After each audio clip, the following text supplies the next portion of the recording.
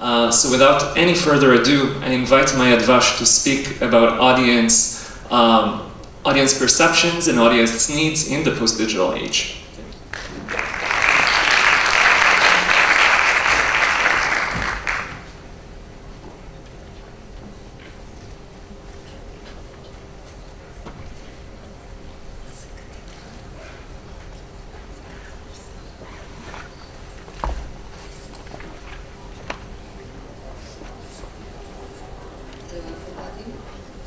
It is no secret that in recent years museums have been confronted with difficult questions, which are the product of cultural, social, and technological changes. Identity politics no longer accepts the idea of one leading and central narrative. Public support is given on the basis of quantitative data, such as the number of visitors, revenue, and in the future possibly on the basis of a political loyalty criteria. Do museums have a future? And if so, which adjustments should they make in order to deal with these changes? Questions like these have been on curators and museum directors' minds in recent years.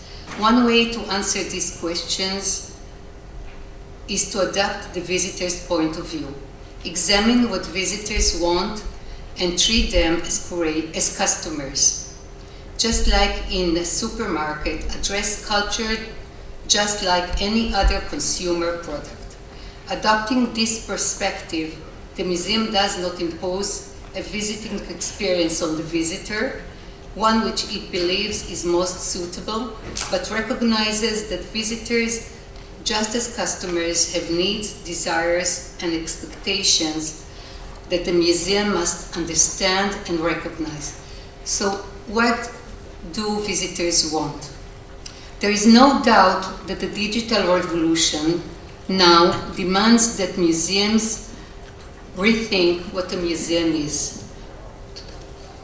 But it seems that precisely in an age when we are moving away from the real towards virtual reality and finding it difficult to distinguish between truth and fiction, topics which this festival addresses, people seek certainty, coherence, and continuity.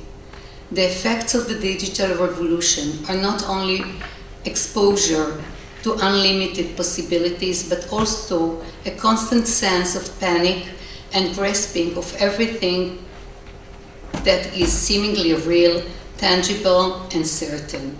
Here are a few examples of how museums today can engage with visitors in a way that contributes to their sense of certainty. One way to deal with the feeling of uncertainty is to combine each visitor's personal story with the story that the museum chooses to tell. A private company in the United States named Museum Hack offers tours leading museums as the as the Metropolitan in New York and other museums in Chicago and San Francisco under the title Museum Are Fucking Awesome. This is perfect for people who do not like museums, as they say. These tours are based on exposing dirty little secrets, as they call it. These tours also include games such as Buy, Steal, Burn, where the visitor chooses one piece that interests them and have to tell their friends why they love it enough to buy it or steal it, or which one they think is so awful it should be burned. What you see here is marriage proposals in the museum and bachelor parties. That's part of the tours that the museum offers. At the heart of the game is the challenging of the curator's choices and understanding that one does not have to love all of the museum's art, as well as legitimizing each and every visitor's opinion. Another example of this is an online platform that was set up for the Broken Nature exhibition to be displayed in the Milan Triennale, where the exhibition's curatorial process is documented. In a document demonstrates the transparency of the work. All of the projects that will appear in the exhibition are presented, including questions about the design of the space. The people are invited to influence the curatorial process. This will not be an exhibition you come just to see a spectacle, but an opportunity to influence and take part, says Paola Antonelli, the curator of the exhibition. Example number 2 is personalization. Personalization is another way in which museums try to moderate the uncertainty brought on by the present era. Museums are trying to understand what you as a visitor need at a given moment, and then offer it without the need to ask or request. We are familiar with this model from the world of online marketing, where from the moment you accidentally type the word car, you keep receiving car offers. But an interesting example is this.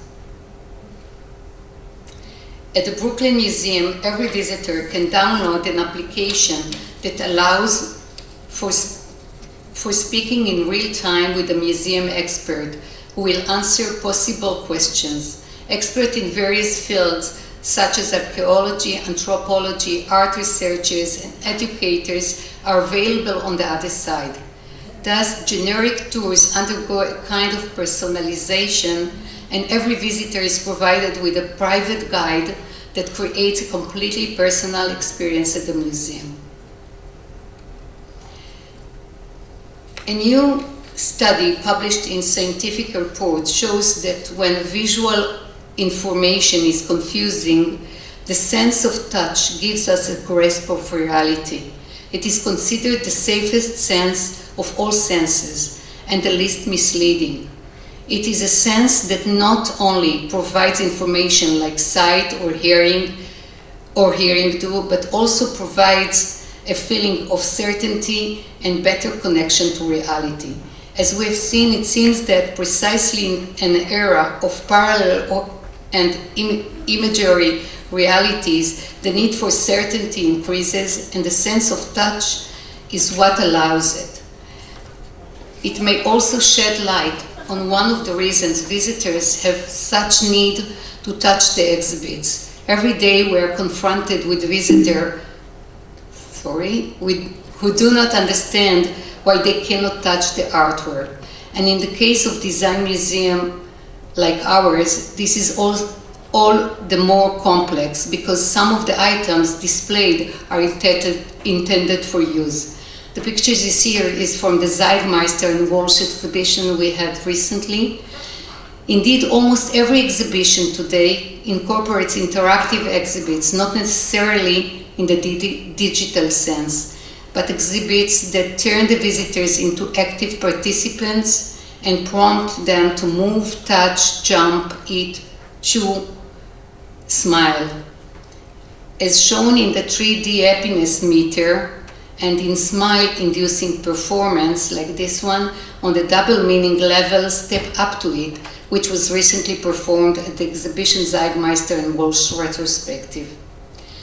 The most successful exhibition in the history of our museum was with 52,000 visitors, which is a lot for a museum of our size, is the exhibition Je t'aime Ronit Elkabetz. The exhibition, which displayed Elkabetz's wardrobe, used objects to tell an entire story.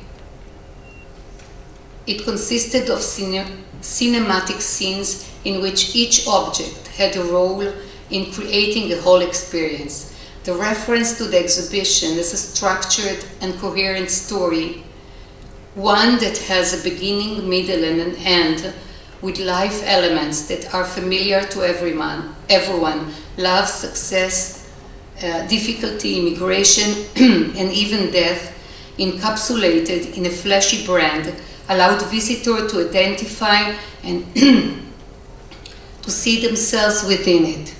It is this identification that gives meaning and intent to the world in which we live.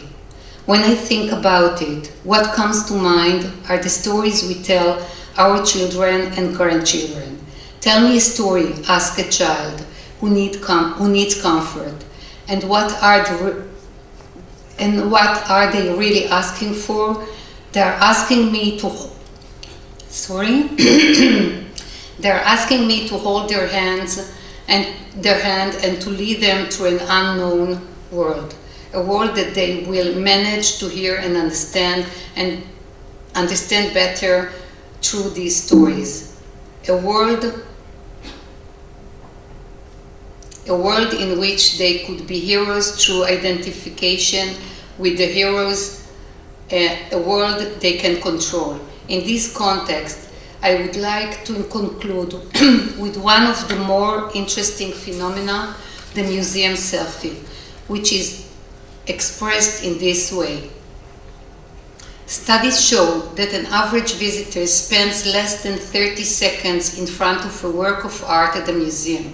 Surprisingly, the era of the internet and mobile phones added 2 seconds to the overall average due to the increasing popularity of the selfie photos in front of the works. The birth of the selfie, or the artist, a selfie taken with a work of art, as we have seen here, actually increased the time spent in front of the artwork. These studies, conducted over the last 20 years at the Met by researchers Lisa and Jeffrey Smith, show that a visit to the museum is not characterized by a lengthy observation of few works of art, but by brief look at many works. This is similar to the way we watch television and change channels rapidly. It is certainly possible to ridicule the selfie phenomena, but it is actually an expression of how we want to control the stories that are told about us in a world of uncertainty and fake truth.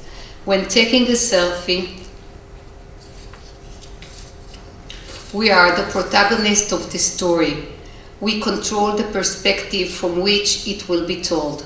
How is this different from children asking us to tell them a story in which they are the star?